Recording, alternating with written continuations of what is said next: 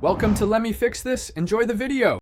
You begin by confirming prerequisites, update iOS, verify carrier accounts, and power off, then reset the physical SIM to ensure good contact. Next, open Settings and tap Cellular to see both lines listed. This reveals whether the iPhone recognizes the eSIM and Nano SIM.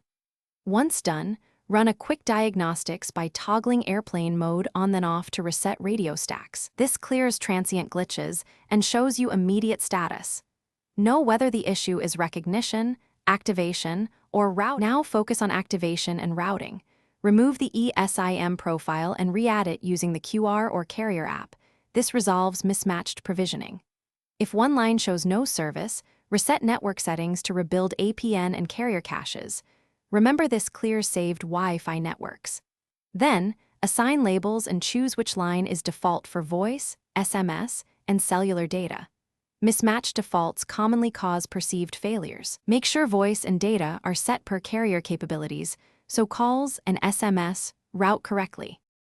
Finish by force restarting the iPhone to load final configurations, then test. Place calls, send SMS, and run a data transfer on each line to confirm functionality. If problems persist, contact the carrier with your IMEI and eSIM details because many issues are provisioning related and require server-side fixes.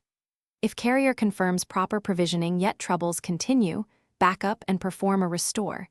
This removes software-level corruption. One tip: keep a screenshot of settings and error messages to speed carrier support resolution.